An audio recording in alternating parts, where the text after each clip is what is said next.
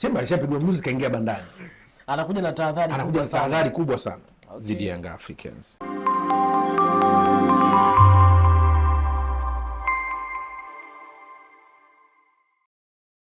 Wanatengeneza base ya timu.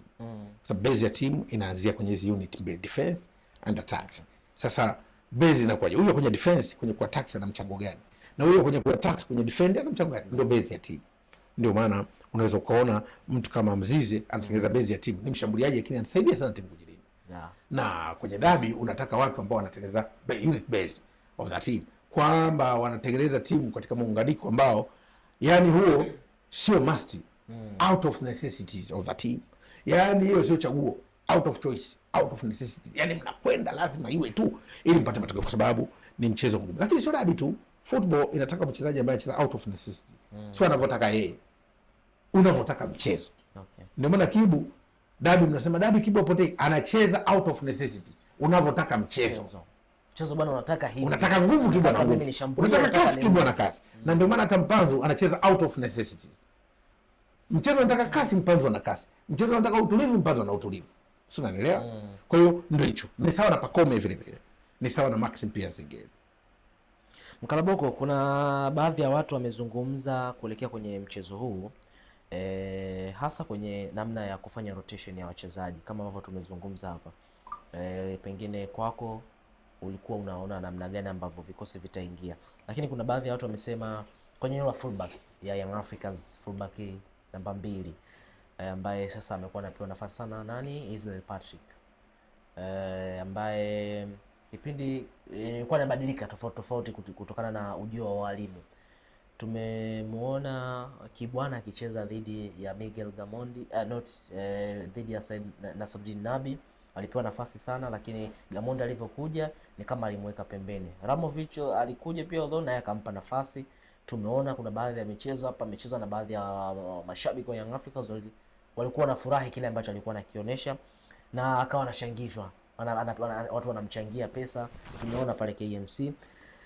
Na sasa hivi amekuja Hamdi, tunaona anaanza kumtumia Israel Patrick na kwa kiwango kizuri tumekuja tunakiona, lakini kwenye kwenda kufananisha kwenye michezo ya dabi ya Kariakoo ambayo amecheza Kibwana, kuna namna alienda kuwapoteza baadhi ya wachezaji ambao walikuwa ni hatari kwa Simba Sports. Hapo tunamzungumzia Luis Mixon pamoja na Mixon pamoja na Morrison.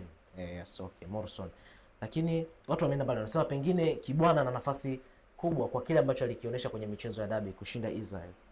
Nadhani kwanza tukitaja hivyo tutakuwa tunajaribu kutumia historia kwenye wakati wa sasa. Okay. Kwa sasa coach Mirudi anamwamini nani? Tunaona anamwamini Ezra. Na muamini tu, kocha hawezi kumchezesha mchezaji ambaye haendani na mahitaji. Okay. Kocha ndio baba mwenye nyumba, anayepanga na mkewe kwenye familia. Kwamba bwana, leo tunakula nini? Kwa bajeti ipi? Kwa sababu ipi? Leo tunabana matumizi ama leo tunajiachia? Sasa kwa nini kocha Mirudi anamtumia Ezra? Naweza nisiwe na jibu, lakini nikawa ninalo jibu.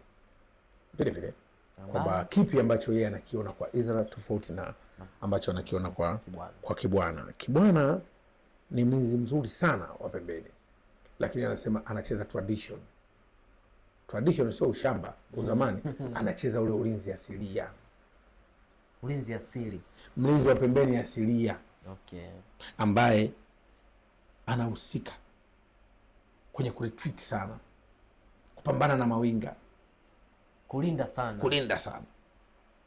Lakini tunapokwenda kwenye yale majukumu ya ziada mapya, kwa sababu mlinzi anacheza kwenye advanced area, eneo kubwa, ambao tukienda sasa kwenye modern football anacheza eneo kubwa. Kwa nini?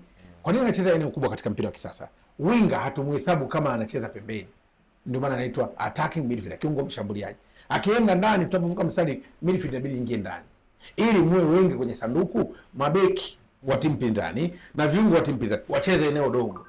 Mkiwa mnakimbilia nje, watu wanacheza kwenye eneo kubwa, ili mwingie wengi kwenye sanduku. Winga aingie ndani, fullback asogee juu. Okay. Ndio mpira wa kisasa. Kwa nini? Muwe wengi kwenye sanduku, sababu goli linatafutwa kwenye eneo 18 ndio kuna goli. Ile winga wa zamani ukimbia kwenye kibendera, ndio maana zamani ukuta kupata mtu kafunga goli 5 6 ngumu. Watu wanakimbia nje, wanakimbia mbali sana. Kwa hiyo walinzi wanakuwa wanacheza wanakabana watu wachache kwenye eneo kubwa. Mpira wa kisasa mnataka eneo dogo mkacheze wengi, lakini mchezi wengi tu, mnacheza kwa mwelekeo kutafuta kuwa wengi kwenye eneo dogo. Sasa mnakuwaje? Tukienda kushambulia, faida nzuri ya kushambulia ni kuingiza watu wengi kwenye sanduku, na hao makochi wote wanapenda kuingiza watu wengi kwenye sanduku. Kwa hiyo wanachokifanya, hawataki mlinzi wa pembeni anayecheza majukumu yake ya asili, traditional play, ambao ndivyo anavyocheza Kibwana Shomari. Ndio Izra anakaba vizuri, akienda kwenye sanduku la mpinzani pia anayo mambo anafanya, sio kwa ufanisi mkubwa, lakini kwa ubora kuliko Kibwana. Kwa nini? Utaona ana assist yule, anapiga cross nzuri, na wakati mwingine anafunga. Sasa kwa mlinzi ukishaona anafika kufunga goli, maana yake ana attacking mentality na defending mentality. Timu ikiwa inashambulia anakuwa mshambuliaji, timu ikiwa inajilinda anakuwa mlinzi. Sasa makochi wanataka mchezaji anayerahisisha kazi ngumu kuwa nyepesi. Ndio maana unaweza kuona Merudi anampa nafasi Izra, na faida ya Merudi ni moja. Merudi ni kocha ambaye amefanya Young Africans ishambulie mitindo mingi. Inashambulia kwenye cross, inashambulia kwa kucheza pass mobility. Sasa Izra mzuri kwenye cross, mzuri kucheza pass mobility. Mwenda nani yule Kibwana ni mzuri, anaweza akacross lakini sio kwa ufanisi mkubwa. Lakini kwenye sanduku nje ya la kwake hana ubora mkubwa. Ila yeye mpe kazi kama Pini ya kufungia taulo utamtaka hapo, nipige Pini. Yeye ni traditional, aende slide akabe hivyo, atembee na mtu. Sasa kutembea na mtu kusio kila mechi mnatembea, kuna kipindi na watu watembee na nyinyi, sio nyinyi mtembee na. Hicho ndio eneo ambalo naona kutoka kwake kwa coach Merudi, kama anaona angewachelewesha, na sio rahisi hizo zinapewa mechi zote za Dabi umkose, itakuwa ni game time kapata wapi yule. Kwa hiyo ni mara chache sana, yani watu waliocheza nao hapa mechi mfululizo ndio wako kwenye mpango wake wa mechi. Coach habadilishi kikosi ambacho kinamtia matumaini ya ushindi. Labda itokee dharura ya majeraha ama itokee jambo lolote baya, lakini sio rahisi. Pengine kwenye eneo la ushambuliaji mpaka sasa hivi ukiangalia Prince Dube dhidi ukimfananisha na Ateba, ni kama Prince Dube yuko juu kwa numbers, lakini kwenye uhatari kila mtu amekuwa anazungumza la kwake. Pengine ukiwalinganisha hawa watu wawili, unahisi nani atakuwa ni anachungwa zaidi kwenye mchezo huu? Wote watachungwa. Wote watachungwa kwa sababu wanacheza maeneo ya hatari ya maamuzi ya mechi. Wote watachungwa, na watachungwa vipi ndio swali litakuwa gumu, kwa sababu Dube hatari sana. Dube ukimpa nafasi, Dube anazitumia vizuri sana. Simba safu yao ya ulinzi huwa ina makosa ambayo yanawatiwa unyonge sana mbele ya Yanga, wakati mwingine kujisahau kwenye matukio. Na tabu nyingine naiona ambapo unamzungumzia kwenye eneo la ulinzi. Safu ya ulinzi hapa nataja timu nzima. Sitaki kutaja mtu kwa sababu safu defensive unit katika mpira tunataja timu nzima. Wanajisahau sana kwenye matukio. Na Young Africans sasa hivi wanashambulia sana kutupia cross, ambao naona karibu kila mechi yao wamezitumia kufunga.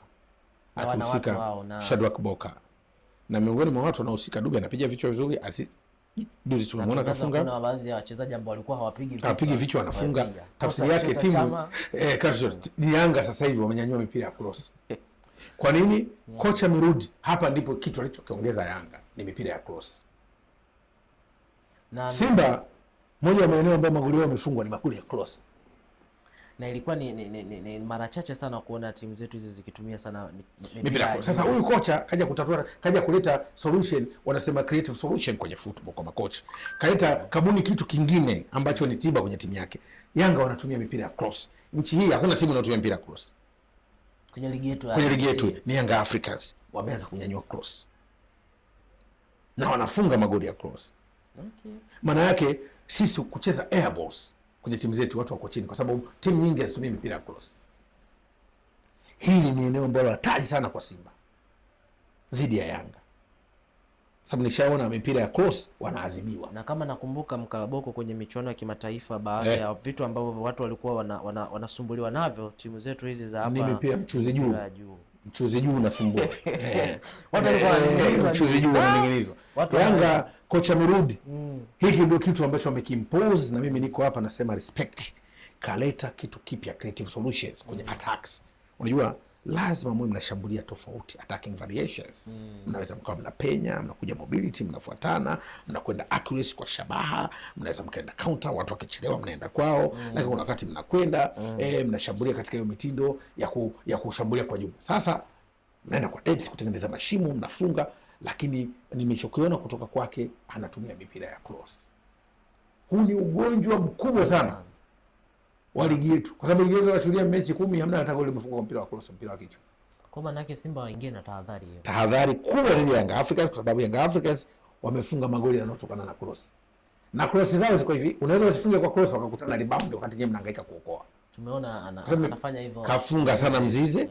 Magoli ya rebound, bounce back goals, tunaita bounce back goals. Kwa mpira umerudi umekutana nao kaweka. Umeelewa vizuri? Kwa nini? Ile mipira inalazimisha ukorofi mgombani.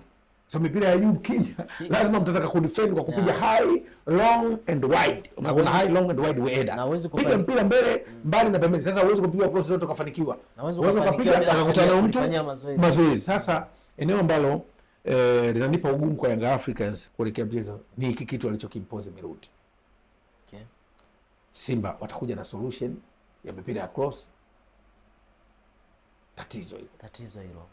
Kama watakuja na solution, kwa sababu mechi haijachezwa, nadhani wanafanya kazi kwenye hiyo solution. Lakini kingine nadhani kwenye field from attacks inajulikana wanashambuliaje na mwingine. Lakini Simba na wao wazuri sana kucheza standard situations, mipira ya kutengwa. Tumeona huwa michezo mingi amekuwa, lakini wanafaidika kitu kingine. Simba kwenye safu ya ushambuliaji, faida ni washambuliaji wake wengi wana nguvu na wanaweza kucheza jirani na walinzi. Ndio maana Simba wanapata penalty sana. Okay. Dabi ni mechi ya kukamiana. Mimi ukiniuliza mechi ya dabi nani naona Simba watakuwa wamepatia kumwandisha ni Lionel Ateba. Ateba walinzi wa Yanga wakicheza nao hawatopumzika, hawatakuwa comfortable kabisa, kwa sababu Ateba ana nguvu. Ana ufundi. Wale mabull striker. Sasa mtu ana namna hiyo walinzi huwa hawi comfortable kucheza naye. Kwa sababu mnaweza mkawa mnamuelekezea pasi anaficha mipira hapo hapo. Wanaanza kupambana naye. Sasa akiwa mjanja, yale matukio akiyafanya kwenye sanduku kwa aina ya walinzi wa Yanga ambao sio wazuri kupambana na mtu 1v1. Tutakuja kuyaona ya Kapombe na ya Namungo. Kapombe na kuleta shida. Na tumeona hata dabi iliyopita hata Kibu anasumbua, kwa sababu Kibu naye aggressive, anaweka mpira hapa na kimbia nao. Anaweza kufanya hivyo. Na ni mtu mzuri sana kufanya. Simba sasa hivi anaweza kufanya hivyo, Kim Dennis anafanya hivyo, Elie Mpanzu mpira unakaa hapa ndio anakuja. Nakufuata. Okay. Mpira unakaa hapa ndio anakuja. Haweki mpira mbali. Sasa ile inawapa tabu sana walinzi. Walinzi wanaogopa sana kucheza mtu anayecheza nearby. Wanampenda mtu anayecheza kwenye nafasi ili washambulie zile half space. Sasa ndio maeneo ambayo hizo timu zote mbili naona zinapata. Simba wepesi wa kupata penalty. Young Africans wanatumia vizuri mipira ya cross. Mkalabu, kwa kumalizia, pengine tumezungumza sana kwa upana ni namna gani ambavyo mchezo unauona. Umezungumza wachezaji gani ambao ni hatari labda kuchungwa. Pengine mpaka sasa hivi umeeleza hapa Simba yuko hatari sehemu gani, Young Africans yuko hatari sehemu gani. Kwa kile ambacho tayari tumeshakiona na kwenye msimamo wa ligi Young Africans yuko juu pale. Kuna namna Young Africans anaingia kwa kujiamini na matokeo ambayo alikuwa nayo nyuma, na pengine ikawa ni kwake anahisi mchezo ni rahisi sana kwake. Hujawahi kuwa na mchezo rahisi ambao hujachezwa. Kujiamini kitu kizuri, kwa sababu unajiamini kwa kile ulichojipanga nacho. Ndio. Hakuna mchezo rahisi. Sidhani kama ana confidence hiyo. Young Africans anakwenda na mpango wa mechi ambao ndio utamsaidia kupata ushindi kuliko kujiamini. Kwa sababu kujiamini, unajiamini kwa kile ulichokuwa nacho. Hicho ndo ninachokiona. Lakini kiuhalisia ukishika peni na makaratasi kuelekea mchezo kwa kuangalia yaliyotokea huko nyuma, kila mtu anasema Young Africans wana mechi nyepesi. Ukishika peni tena na makaratasi kwa fomu ya sasa unagundua kuna mechi ngumu. Kwa sababu ukitumia rekodi ya dabi za nyuma utasema Yanga anashinda tu. Yanga anashinda. Huyo mtu usimzuia, amefikiria mechi za nyuma. Okay. Ukiangalia fomu ya sasa huwezi kuzungumza hivyo. Kwa sababu kinachokwenda kutokea sasa hivi ni tofauti. Mechi timu zinakutana nyakati tofauti. Kiwa kila timu ina ubora wake na kwa wakati huu. Lakini kwa nyuma hapo rekodi ya Yanga tunaona walikuwa na ubora mzuri na nini. Na kwamba eti wanaenda Yanga kwa rekodi za nyuma, hapana, wanaenda kucheza na Simba hii ya Mpanzu. Yanga wanamwangalia Mpanzu, Yanga wanamwangalia Kamara, wanamwangalia Kapombe wa sasa hivi, sio Kapombe wa zamani. Okay. Au mwangalia Kapombe wa Azam, wanamwangalia Kapombe. Na Yanga wanakwenda kucheza na Simba kipindi kigumu kwa sababu Simba kajaribiwa na Azam. Okay. Azam ni level ya mechi ya Yanga, kacheza mechi za madaraja ya kawaida. Kwa maana hiyo kuna mtu amepata kipimo kizuri hapa makosa